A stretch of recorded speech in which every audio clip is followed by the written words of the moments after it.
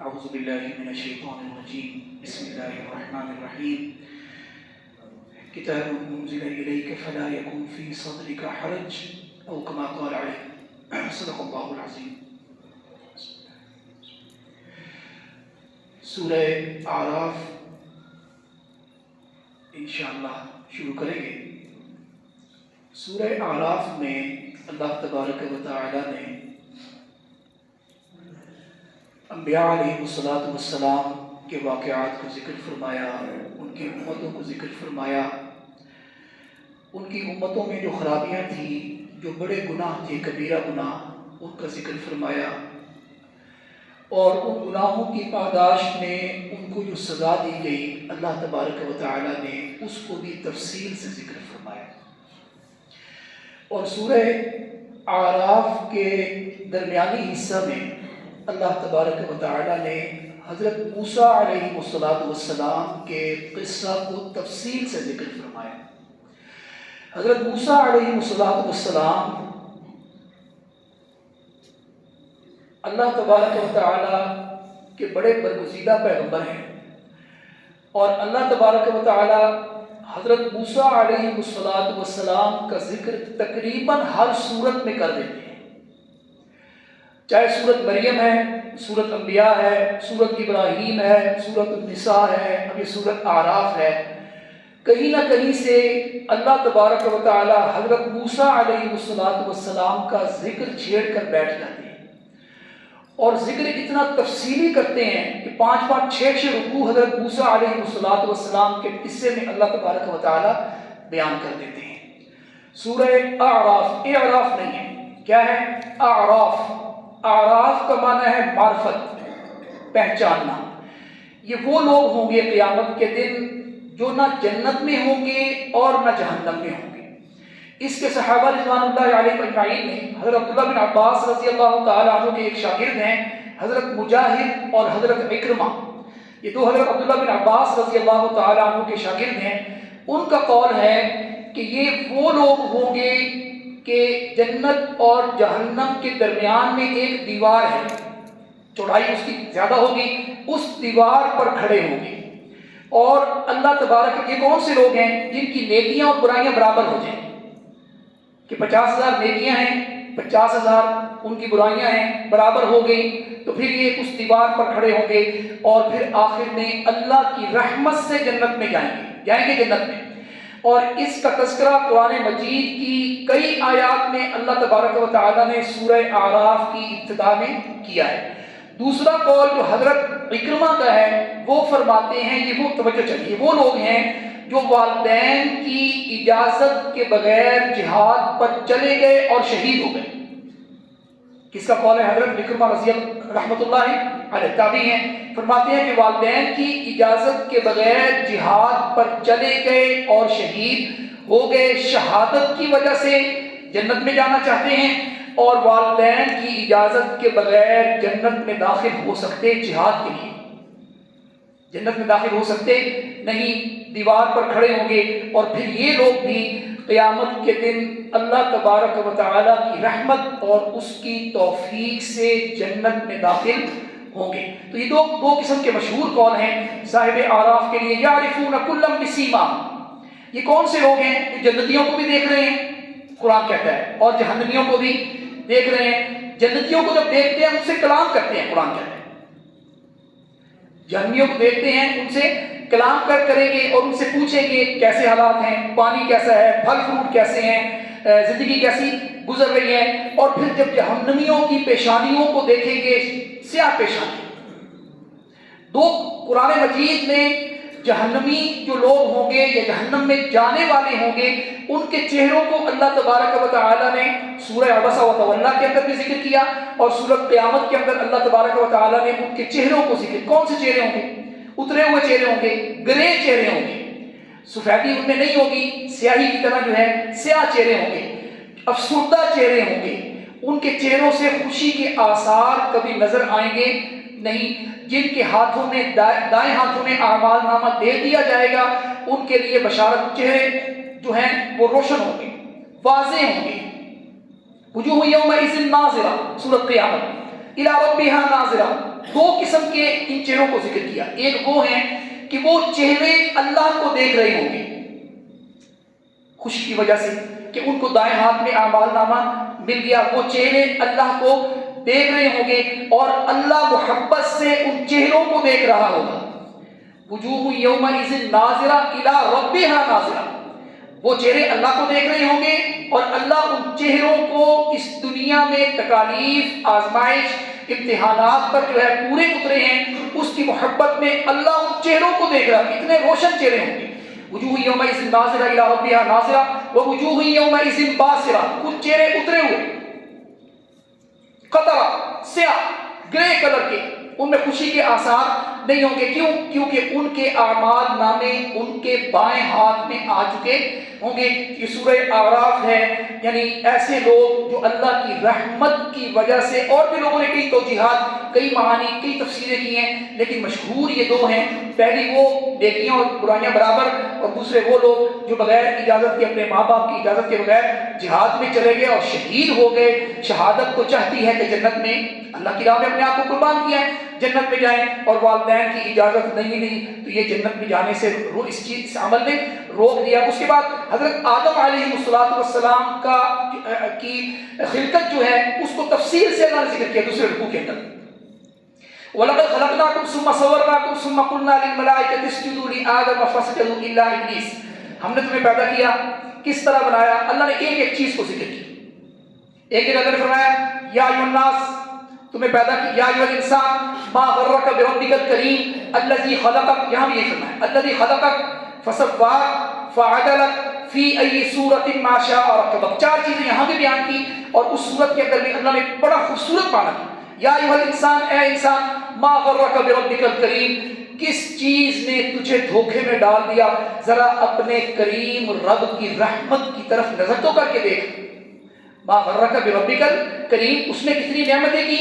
الذی خلقک، تمہیں انسان بنایا. اللہ اس چیز پہ قادر ہے، مجھے کوئی جانور بنا دیتے ہیں، کوئی کتا بلی بنا دیتے، میں کیا کر سکتا ہوں؟ یا ایھا الانسان ما غرک بربک الکریم الذی خلقک، تجھے خوبصورت بنایا.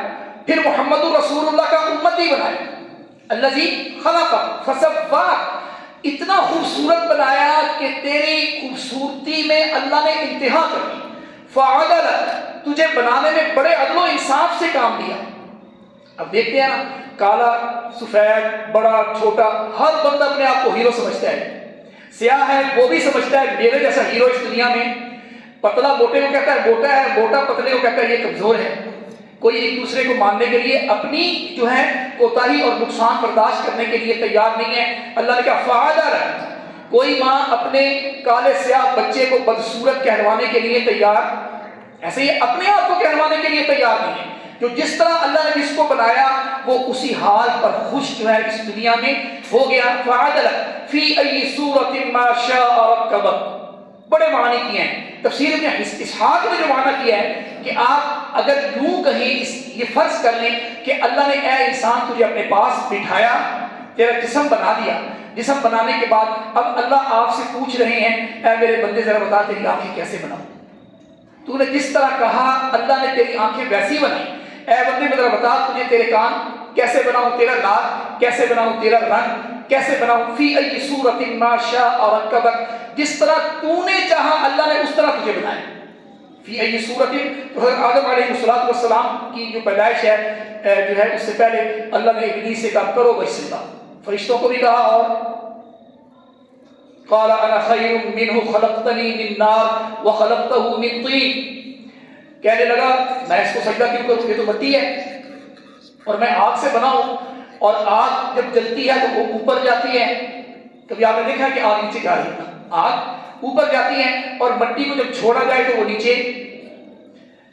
انا خیر منہ خلقتنی من نار وخلقتہ من طین قال فاہبط منها. تو آگے سارا قصہ اللہ تبارک و تعالیٰ نے حضرت آدم علیہ السلام پھر اماں حوا جو ہے علیہ السلام کا قصہ بھی اللہ تبارک، جنت سے نکلنے کا ذکر بھی اللہ تبارک و تعالیٰ نے جو ہے پھل کھانے کا ذکر جو ہے یہ بھی مفسرین نے بڑے خوبصورت یہ سارے معنی کیے ہیں. پھر اس کے بعد انبیاء علیہ السلام کے قصوں کو اللہ تبارک و تعالیٰ نے تفصیل سے ذکر کیا.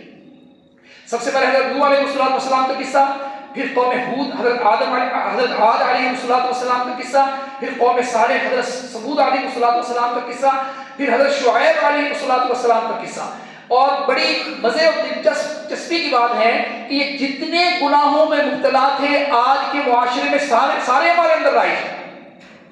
شرک، والدین کی نافرمانی، ناپ تول میں کمی کرنا، امانت میں خیانت کرنا، جھوٹ بولنا. حضرت موسیٰ علیہ السلام کی جو قوم ہے بڑے گناہ نہیں. اللہ نے کہا ہفتے والے دن شکار نہیں کرنا، ہفتے اور اتوار کو شکار نہیں کرنا، جمعے تک آپ کاروبار کرو، پھر سوموار کو پھر کر لو، یہ 2 دن اللہ کی عبادت کرو. اب انہوں نے ہفتے اور اتوار کو شکار تو نہ کیا، ایسے کیا کہ جو جمعے کی مغرب کی نماز ہے جال لگا دی. اب 2 دن جتنی مچھلیاں پھنستی ہیں، سوموار کو فجر کی نماز کے بعد جو ہے وہ مچھلیاں پکڑ کے بھیج دیتے. اگر لوگ یہ نہیں.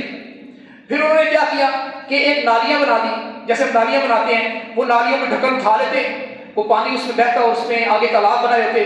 ہفتے اور اتوار کو مچھلیاں ان تالابوں میں چلی جاتی اور سوموار کو پکڑ کے پھر بیچ دیتے. اللہ نے اس کام سے بھی ان کو روک دیا، حالانکہ حلال کام ہے، کوئی حرام نہیں. ہمارے اندر جو برائیاں ہیں اور ہمارے اندر جو گناہ ہیں ان سے بڑے حرام چیزوں سے رکنے کے لیے تیار ہیں. ٹھیک ہے. پھر حضرت موسیٰ علیہ السلام کی جو قوم ہے، اللہ تبارک و تعالیٰ کی اتنی پسندیدہ قوم. میں نے پہلے گزارش کی، حضرت موسیٰ اللہ تبارک کو بڑی محبت ہے، کسی سے اللہ نے کلام نہیں کی. حضرت موسیٰ سے کلام بھی اللہ کر رہے ہیں. کسی کے لیے جنت سے کھانے، منو سلوا ان کے لیے جنت سے آ رہا ہے. حضرت موسیٰ علیہ السلام جو بنی اسرائیل ہیں وہ ہیلے کرنے میں، قرآن کہتا ہے ہیلے کرنے میں پہلا نمبر ہے، آسان راستے تلاش کرنے میں پہلا نمبر ہے. آسانی چاہتے ہیں کہ عمل چھوٹا ہو جائے اور چاہتے ہیں اجر بھی بڑھا دیں. ہم چاہتے ہیں کہ اللہ اور رسول اللہ ہم سے 100% محبت کریں. میں حدیث کا مفہوم بتا رہا ہوں.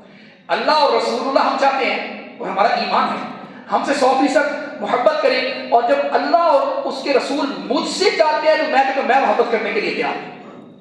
ایسا نہیں ہو سکتا. میں کیا ہے کہ محبت کا معیار کیا ہے؟ رسول اللہ کی سنت پر عمل ہے. محبت کا سب سے اعلیٰ معیار کیا ہے کہ رسول اللہ صلی اللہ علیہ وسلم کے طریقہ کو اپنانا ہے. محبت کا بہترین معیار کیا ہے کہ میرے آقا صلی اللہ علیہ وسلم کن چیزوں سے روک رہے ہیں اور کن چیزوں کے کرنے کا حکم جو ہے میرے آقا صلی اللہ علیہ وسلم دے رہے ہیں. وہ محبت کا معیار ہے. میں چاہتا ہوں کہ عمل تو نہ کروں لیکن عاشق بھی کر رہا ہوں، ایسا ممکن نہیں. اگر اس دنیا میں ان سے محبت کروں گا تو قیامت کے دن، آگے قیامت کی علامات آ رہی ہیں. نبی علیہ السلام سے کسی نے پوچھا، اے اللہ کے رسول قیامت کے دن آپ ہمیں کیسے پہچانیں گے؟ 3 یا 4 اللہ کے رسول صلی اللہ علیہ وسلم کے جواب ہیں، اور یقین جانیں تینوں چاروں کا اگر آپ نتیجہ نکالیں گے تو نتیجہ نماز ہے. آپ نے فرمایا میں وضو کی جگہوں سے پہچانوں گا، سجدے کی جگہوں سے پہچانوں گا. آپ کی پیشانی ایسی چمک رہی ہوگی جیسے سورج آسمان پر چمک رہے ہیں. وضو کی جگہ ایسی چمک رہی ہوں گی جیسے سورج آسمان پر. پھر آپ کیسے پہچانیں گے؟ آپ نے فرمایا میں اپنی مسجدوں کے مؤذنوں کو پہچانوں گا، جو اذان دیتے ہیں ان کی گردنیں لمبی ہوں گی. نماز آ گئی. یہ اللہ کے رسول اور کس لیے پہچان رہے ہیں؟ شفاعت کے لیے. کس لیے پہچان رہے ہیں؟ سفارش کے لیے. کس لیے پہچان رہے ہیں؟ حوض کوثر کے لیے. حوض کوثر والی ہم پڑھتے ہیں نا سورت انا اعطیناک الکوثر، آگے کیا کہا؟ فصلی لربک، نماز پڑھ اپنے رب کے لیے. اگر حوض کوثر کا پانی، نماز تو پڑھنے کے لیے تیار ہوں نہیں اور چاہتا ہوں کہ اللہ کے رسول صلی اللہ علیہ وسلم کے ہاتھ مبارک سے قیامت کے دن حوض کوثر کا جام مل جائے، ایسا ممکن نہیں. قرآن ہے، ایسا ناممکن ہے، ایسا ہو ہی نہیں سکتا. یا تو کہیں معاذ اللہ خاتم بدل کہ قرآن غلط ہے، یا رسول اللہ صلی اللہ علیہ وسلم کا فرمان جو ہے وہ ٹھیک میرے لیے، اور یہ سمجھتے ہیں کہ دنیا ادھر سے ادھر ہو سکتی ہے، آسمان نیچے زمین اوپر جا سکتا ہے. رسول اللہ صلی اللہ علیہ وسلم کا فرمان کبھی غلط ہو سکتا نہیں ہے. جب اس پر ایمان ہے تو پھر عمل بھی کرنا پڑے گا. ٹھیک ہے. اس کے بعد جو ہے یسألونک عن الساعة ایان مرساها، سوال کیا آپ سے کہ قیامت کب قائم ہوگی. بس 3-4 نشانیاں ہیں. کب قائم ہوگی؟ جب قرآن اور حدیث رسمی طور پر رہ جائے. بس رسم ہے، قرآن پڑھنا بھی رسم، قرآن سے محبت بھی رسم، اور رسول اللہ صلی اللہ علیہ وسلم کی حدیث اور سنت رسم ہو جائے گی، بس اس میں محبت نکل جائے گی، علم اٹھ جائے گا، جہالت عام ہو جائے گی۔ حدیث مفہوم ہوتا ہے، حدیث جبریل ہے، حدیث جبریل کے اندر قیامت علم اٹھ جائے گا، علم نہیں ہوگا اور جہالت عام ہو جائے گی۔ پھر فرمایا وَيْلٌ لِّلْعَرَبِ، اہل عرب جو ہیں وہ ہلاک ہو جائیں گے، دنیا کی بدمستیوں میں اس طرح غرق ہو جائیں گے کہ دین سے ان کا کوئی تعلق، آج دیکھ رہے ہیں وَيْلٌ لِّلْعَرَبِ، حدیث کا مفہوم کہ عرب ہلاک ہو گئی۔ عرب یا ایھا الذین آمنوا لا تتخذوا اليهود والنصارى اولیاء بعضهم اولیاء بعض، اللہ کے رسول نے روک دیا، صلی اللہ علیہ وسلم قرآن نے روک دیا کہ آپ یہود و نصارہ کو اپنا دوست بنا سکتے ہیں، اولیاء بعضهم اولیاء بعض، ومن يتولهم منکم، قرآن جو ان کی طرف جھکا تو پھر انہی کی طرف قیامت کے دن ہوگا، ومن يتولهم منکم فإنه منهم، اگر جو ان کی طرف مائل ہوا قیامت کے دن انہی کی طرف، قیامت کی نشانیاں۔ اور پھر اللہ کے رسول آپ سنتے رہتے ہیں دجال ہے، حضرت عیسیٰ بن مریم علیہ السلام جو ہے اس دنیا میں تشریف لائیں گے، یاجوج ماجوج قرآن مجید کے اندر ان کا ذکر ہے قیامت کی نشانیوں میں سے۔ پھر فرمایا آپ نے ایک بڑی خوبصورت بات کی، ان تلد الامۃ امها، کہ لونڈی اپنی مالکن کو جنم دے گی۔ نبی علیہ السلام کی حدیث مبارکہ مفہوم کیا ہے؟ یا اگر یوں معنی کیا جائے کہ بیٹی اپنی ماں کو جنم دے گی، یہ معنی ہے ان تلد الامۃ امها، ماں، بیٹی اپنی ماں کو جنم دے گی۔ قیامت کی نشانیوں میں سے ایک نشانی ہے کہ کیا بیٹی، کہ وہ حکم جو ماں بیٹی کو کرنا چاہے گی بیٹی ماں کو کرے گی۔ ماں کا کام ہے بیٹی کو حکم کرنا۔ اب آج کا معاشرہ یہ دیکھ رہا ہے کہ بیٹی ماں کو حکم کر رہی ہے کوئی کام کرنے کی۔ ان تلد الامۃ امها، یہ اللہ کے رسول صلی اللہ علیہ وسلم نے فرمایا، نبی علیہ السلام کی حدیث ہے، جب ماں کی آنکھ کی اس پتلی کے ساتھ آنسو کی نمی ٹکراتی ہے، آنسو نکلتا نہیں ہے، نکلنا تو بہت بڑا گناہ ہے، آنسو کی اس پتلی سے آنسو کی نمی ٹکراتی ہے، اللہ کے عرش کے فرشتے سہم جاتے ہیں کہ اللہ کا غضب، اللہ کی ناراضگی، ایسے معاملات جو ہے گناہ ہو جائیں گے۔ فرمایا ان تلد الامۃ امها، اور اس سورت کے آخر میں ایک بڑی خوبصورت وَإِذَا قُرِئَ الْقُرْآنُ فَاسْتَمِعُوا لَهُ وَأَنصِتُوا لَعَلَّكُمْ تُرْحَمُونَ، یہ حکم دیا جائے جب قرآن، ایک مسئلہ بھی میں بیان کروں گا اس کے جو ہے کہ جب قرآن پڑھا جا رہا ہو، وَإِذَا قُرِئَ الْقُرْآنُ، ترجمہ کرنا، وَإِذَا قُرِئَ الْقُرْآنُ، جب قرآن پڑھا جا رہا ہو، فَاسْتَمِعُوا لَهُ، اس کو غور سے، وَأَنصِتُوا، اور چپ بھی۔ دو حکم دیے گئے ہیں، ایک نہیں دو، ایک تو غور سے سننا ہے اور چپ بھی ہونا ہے۔ فجر کی مسئلہ کیا ہے کہ فجر کی جب جماعت کھڑی ہو جاتی ہے اس وقت اگر تلاوت ہو رہی ہے، پہلی دو رکعتوں میں اگر تلاوت ہو رہی ہے اس وقت ہم سنتیں پڑھ رہے ہوتے ہیں۔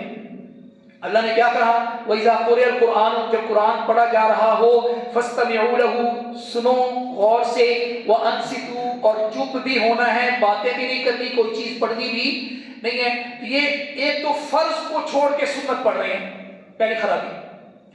دوسرا کیا ہے کہ نبی علیہ السلام کا عمل کیا ہے کہ آپ سنتیں گھر سے پڑھ کے آتے ہیں صلی اللہ، اور مجھے اور آپ کو حکم بھی دیا جا رہا ہے کہ سنتیں اور نوافل کثرت سے گھروں میں پڑھیں تاکہ گھروں میں رغبت بھی ہو، نیکی کی رغبت گھروں میں بھی موجود ہو، لوگ دیکھیں، عورتیں دیکھیں، بچیاں دیکھیں جو ہے کہ گھروں میں نماز پڑھی جا رہی ہے۔ تو اس سلسلے میں جو ہے یہ اس وقت سنتیں، بعض مفسرین اور علماء متقدمین نے یہاں تک لکھا ہے کہ اس وقت سنت پڑھنا جب قرآن کی آواز کان میں آ رہی ہے مکروہ تحریمی ہے، مکروہ تحریمی ہے، تو وہ نیکی کی وجہ سے کہیں کسی سزا میں جو ہے مبتلا نہ ہو جائے۔ اللہ تبارک و تعالی مجھے اور آپ کو عمل